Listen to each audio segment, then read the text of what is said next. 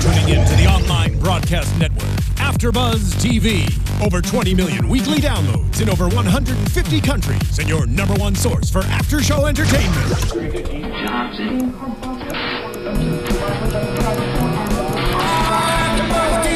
AFTERBUZZ TV, the destination for TV superfans. Producing aftershows for over 300 of your favorite TV shows. Interviewing celebrities and showrunners. And bringing you behind-the-scenes exclusives. All thanks to E! Entertainment's Maria Menounos, producer Kevin Undergaro, and internet leader Akamai. Now, let the buzz begin! Hey there, AfterBuzz TV fans. Welcome to another edition of AfterBuzz TV's Spotlight On. I'm your host, Megan Salinas, and joining me here in the studio today is Charles Agron. Oh my gosh, I am so sorry. Hey, three times the charm. Third time's the charm. Yeah. Well, thank you so much for joining us today. Well, I'm very happy to be here. We really appreciate you taking the time to come down. For you guys listening, if you haven't already done so, please subscribe to AfterBuzz TV on iTunes, YouTube, SoundCloud, all that fun stuff. Rate, leave a comment. We love hearing from you. And we'll be keeping an eye on Twitter's hashtag #SpotlightOn. So if you guys want to join in on the conversation, feel free.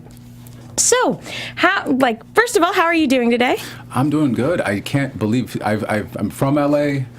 I still can't believe the traffic. I still can't believe it. But other than that, I'm doing fantastic. Was that a part of, I believe your first film was a film called I Live in LA, correct? Well, I actually did a short called I Live in LA, and that was my first attempt at doing a comedy short, and I actually had a lot of fun doing that.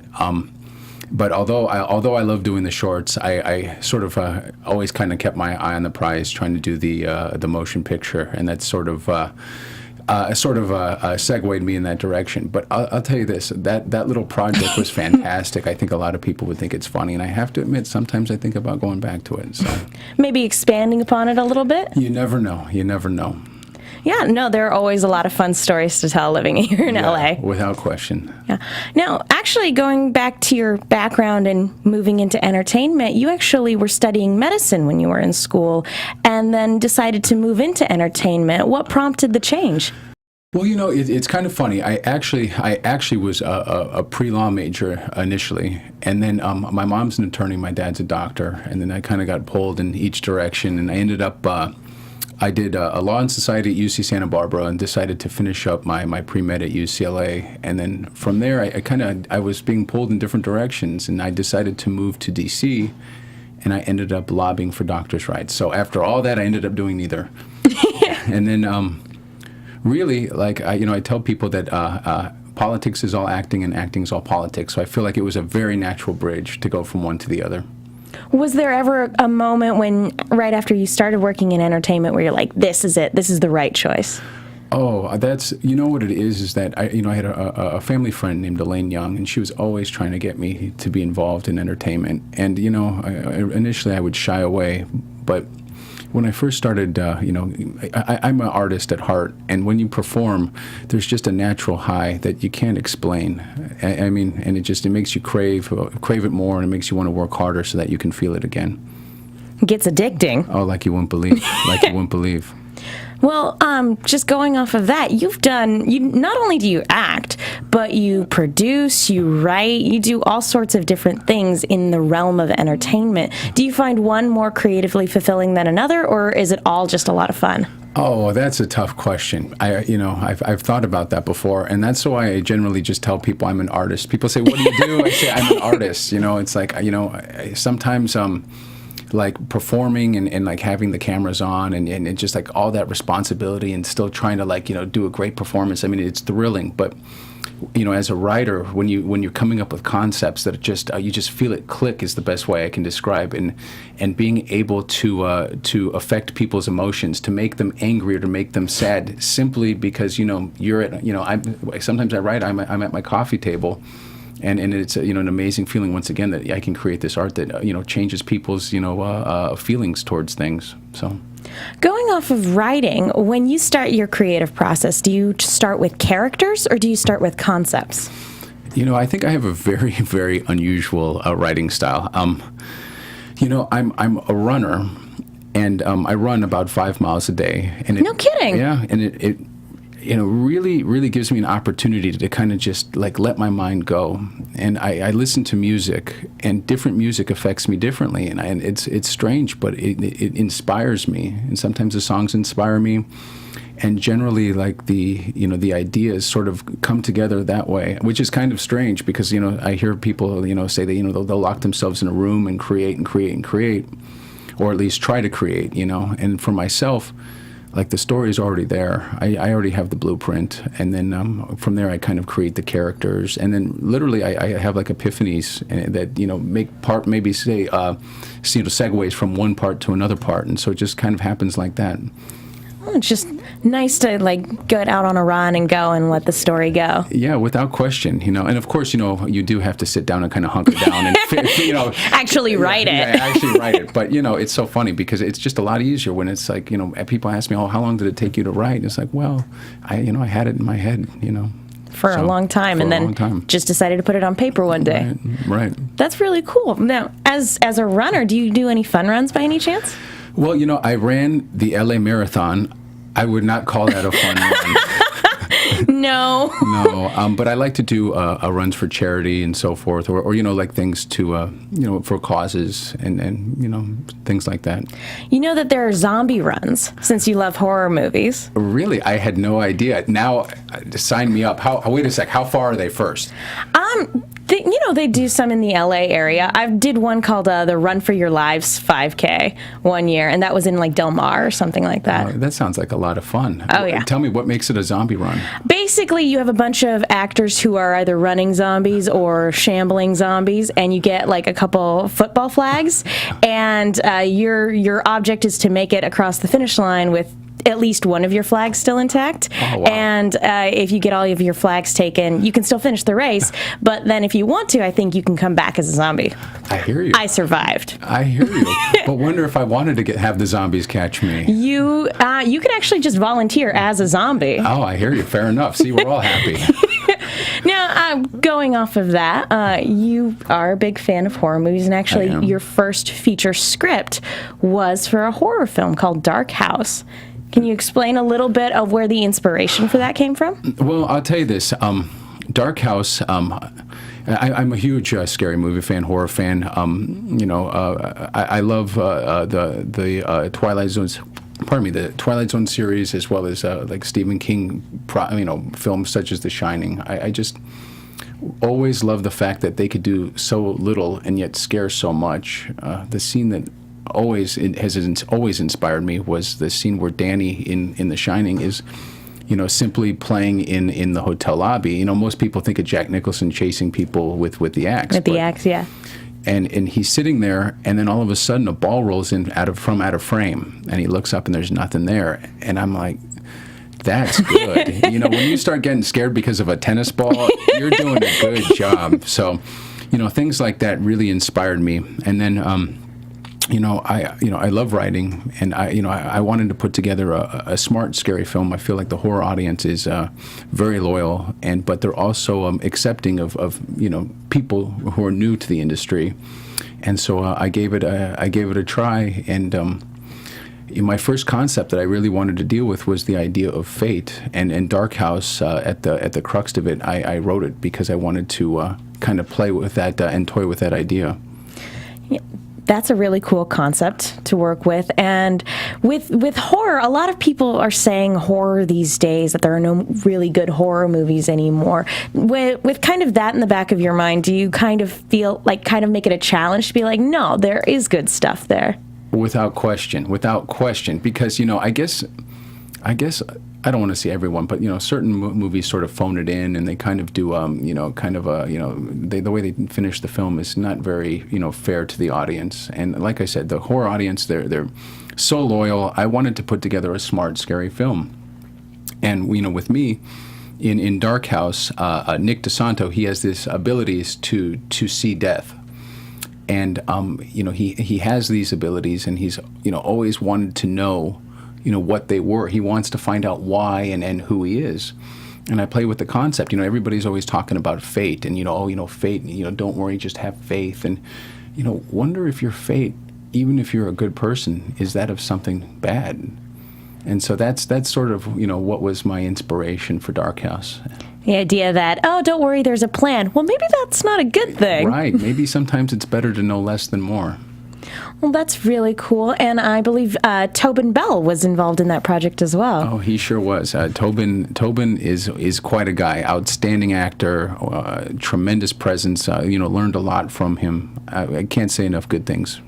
And you worked with the director for Jeepers Creepers for that film. And I wanted to know, just because obviously you like all different aspects of being an artist and being in this industry, is it difficult to kind of hand the script off to somebody else for them to kind of make it their vision? I would say more for Monday at 11:01 a.m. because with Dark House, I shared writing credit with Victor. So there's still somebody who is tied to the script. So even though we will see things differently, at the end of the day, it's sort of from the same zone. But in terms of Monday at 11:01 a.m., when I wrote it from the first A to the last period, then that's really handing your baby off. So it's kind of an insecure feeling, but you have good communication, and sometimes you have disagreements, but 99% of the time, it works out. Well, that's good. And kind of going off of that, since you're also acting in some of the things that you're writing as well, is that kind of a different creative experience because you know the source material so well? You are the source material, essentially?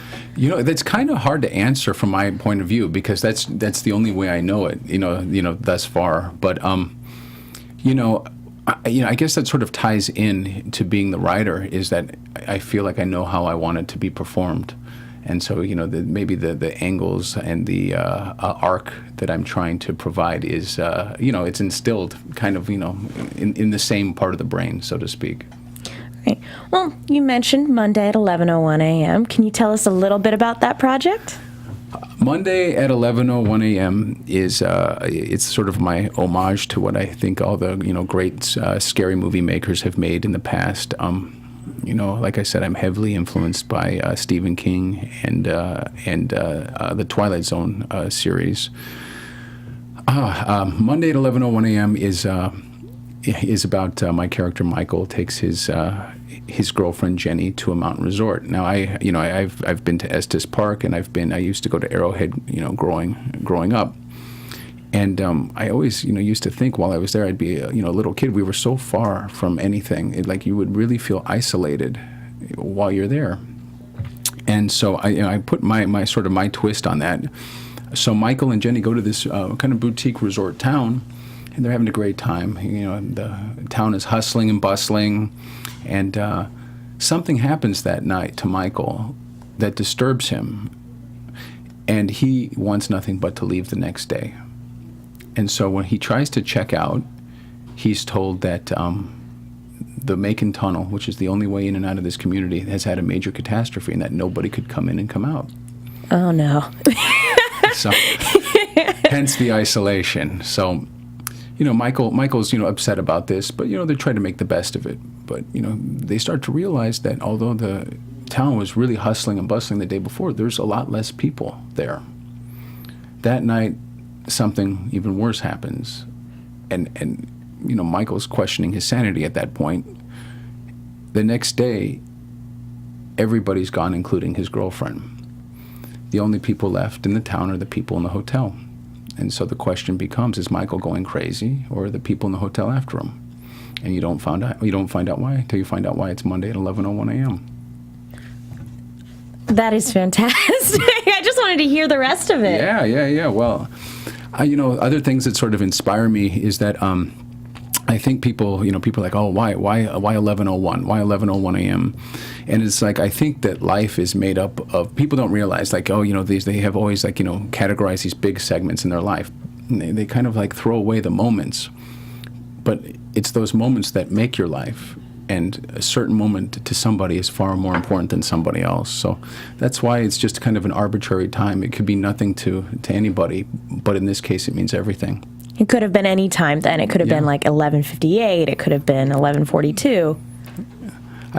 You'll see why it's 11:01. It is 11:01 for a reason, then. Yeah, you'll see. It's his moment. It's his moment. Now, from the sound of things, it sounds like this is less of a straight-up horror film and more psychological thriller.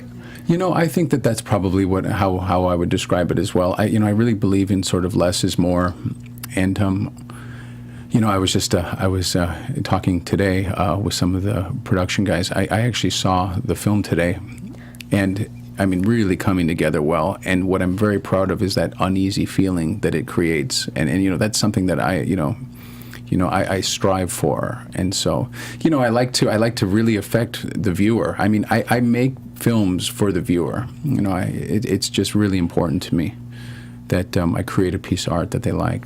Now, since this is both an homage and it takes place in a hotel, I'm guessing that are there going to be any homages to The Shining itself, since you're a Stephen King fan? Well, I have to say that's probably the backdrop towards that.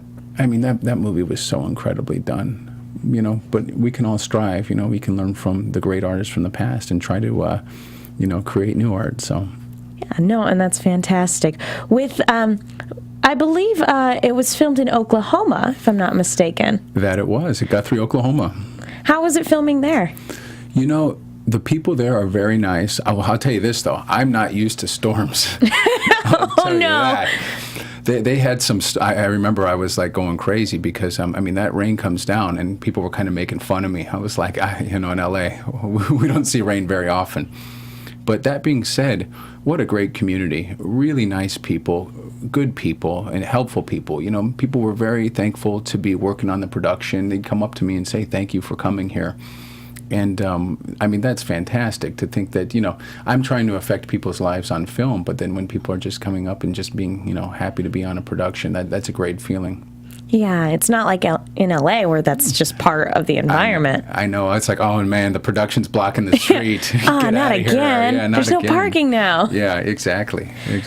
With with your character, Mike, obviously he's gone through a lot. What can you tell us about developing that as a character and then working with the director to kind of act through that? Well, Michael, once again, I see these are all like sort of like my the psychology behind the film, but Michael is a very interesting character. He's a self-made man who grew up as an orphan, and I think for that reason he's got some insecurities that some people might judge him as a certain way. But even though he might be rough, he's a good guy, and so I wanted to play with the idea of people being judgmental towards people. Just because somebody looks a certain way doesn't mean that's how they are. They could just be having a bad day, and it's like we live in this world where perception is reality, and then it's like hook, line and sinker. It's over. Nobody wants to get to know more about the situation or the person. So maybe it's a little bit of that kind of political background I have, coming out a little bit again. But I love playing with like those type of themes. Now, if you could, obviously horror and psychological thrillers, those are obviously near and dear to your heart. If you had any dream project that you could work on, what would it be?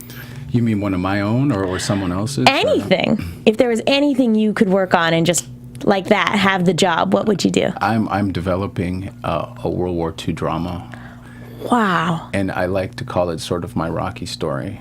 And I think that it's going to be very impactful. And so, I'm very proud of it. And it's, once again, developed in my head. I just have to get to the point where I get the coffee table cleared so I can get the computer there to write it. Now, would that be a book? Would that be a screenplay?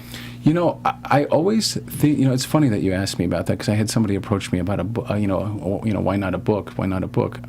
I sort of write for film just because that's what I like to do. I guess I would consider writing a book at some point. I got to be honest with you, I kind of have to think about it. But as I want to do it right now, I do want to write it for the screen.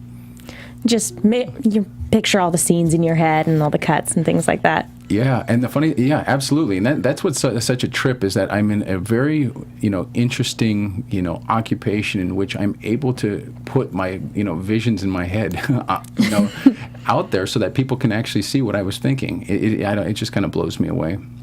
Now, having come from a different background and then moved into entertainment, obviously there's a lot to learn when you make that transition. What do you think is the best piece of advice you ever received? Oh, wow. There's been a lot of advice, up to this point. I guess the most important thing I think about is that, I guess the piece of advice that I take to heart is the idea that, life is not about getting knocked down. Life's about getting back up. So you can get knocked down as many times, but, if you have a goal and you have a dream, just keep getting back up because you'll get there. Just keep at it then. Yeah. Well, that's fantastic. Apart from the World War II project, which sounds phenomenal, by the way, do you have any other projects that you're working on that you can talk about? I know a lot of times things are under wraps. I also have a mafioso a film that I have in the pipeline as well. But I even wish I could tell you more about Monday at 11:01 a.m. right now. I'm so excited about seeing it. I really want to hear more about it. We had one of your co-stars on a little while ago, and she was talking about it, and I wanted to hear more then. I was surprised you told me as much as you did right now. I'm screwed. I was almost like, oh my gosh, is he allowed to talk about that much? Well, they can't get mad at me, though. That's true. But I guess what I can tell you about the World War II project is that I think that there's been some major things that have happened in the past that people just have sort of like forgotten or don't realize how important they were, or they don't realize how people today are so similar, and yet just because it was a while ago, they it's almost like it doesn't count. And so I just want to bring up some awareness and just creating more art that affects people. I would like to hear more about that because there are so many stories during that time, during that World War II era, that, we kind of fall back on some of the classic stories that keep getting told over and over again. Sure. And there's so many figures in history that did so much that receive so little credit. Without question. Or there's so many stories that they need to be unearthed. They can't be covered up. Or I don't want to say covered up like a scandal, but they should be told. The story should be told. Would this be based on true events then, or would it be a fictional story? Well, I guess what I would say is that it's inspired by true events, but I definitely will put my spin on it just to, because I have in my head sort of the emotions I want to create. And so, it's not a particular person or a particular theme. It's sort of like a lot of important things that are close to my heart kind of melded into one, but, with the same, intention of bringing up the awareness. Now, I know we talked a little bit about your writing process, and obviously when you're out on a run, a lot of it is just up in your head. But when you actually sit down to write it, are there any particular themes that you want to get across when you're telling certain stories? Oh, without question. Without question. I mean, that's maybe where it starts. Like, I told you that, with Monday at 11:01 a.m., I wanted to toy with the theme of, people's judgments, their initial reactions of people, and then kind of developing it from there and then taking it in different directions. I like that. That's another thing. Is I love taking things into, a natural progression, but not streamlining where people will think, oh, that's what it was. Because, that's just throwing it away. I don't understand. And Dark House was about, fate, and that's where it started. So there's definitely like those themes that kind of, I'm able to expound on. So. But which theme would the World War II story kind of jump off of? Oh, wow. You're putting me on the spot. I got to think. Well, if you can't talk about it, don't worry about it. Well, I guess what it is that, maybe it's hope. Maybe it's hope. That's a good one. And that's a good, not too many details. I like that, too. Yeah. Now, with going off of that,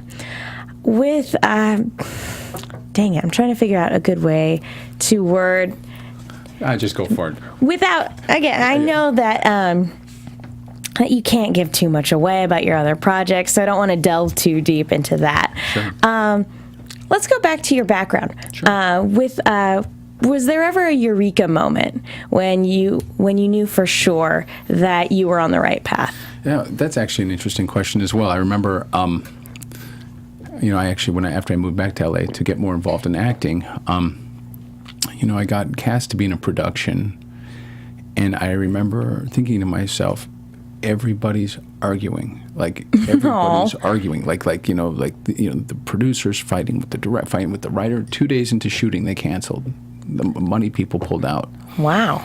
And I thought, back from my days in D.C., the business is done before you show up to work, And so that was sort of the day I decided I wanted to be a producer.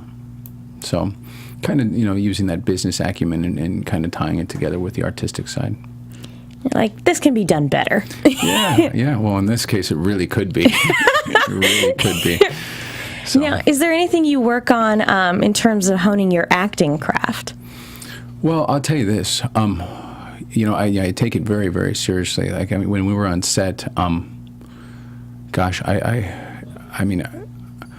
there's a lot of responsibility, especially when you're taking the size of role that I did. So, really, I was working with my acting coach, John Sarno, sort of morning, noon, and night before I got to Oklahoma. But once I got there, constant communication with the director. I would work before we shot. I would, shoot, and then after the fact, I would get ready for the next day as well, because I definitely wanted to be prepared. And you certainly, just like in terms of like the writing and so forth, you have your icons that you look at and you see their tremendous performances, and you certainly learn from them as well. Apart from the directors that you've already worked with, who obviously do good work, is there anybody in the future that you would like to work with? Oh man, Spielberg. That's a good choice. But not even because he's just so famous. I mean, he's really, really good. And it's like when the name sort of takes on the lights. But that man is so talented at what he does. Got a knack for storytelling. Yeah, like you won't believe. Now, you might have already answered this with Stephen King, but in terms of what you do, who is your biggest inspiration? Who's my biggest inspiration? Gosh, that's kind of tough. I'd have to think about that for a while. I mean, because it's so hard for me to say to point it out. Well, yeah, because it's never just one thing. Yeah, it's never just one person. I mean, certainly.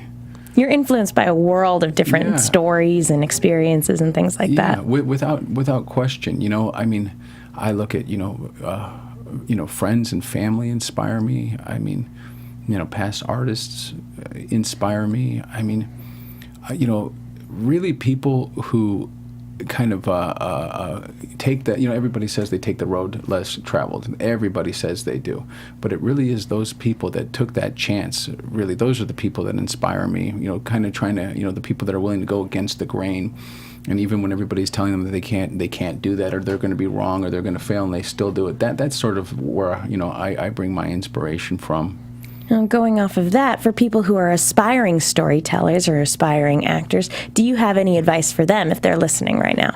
Well, I'll tell you this. I really think that if you have a dream, of course you have to hone in your talent, and I think that I think anything's possible.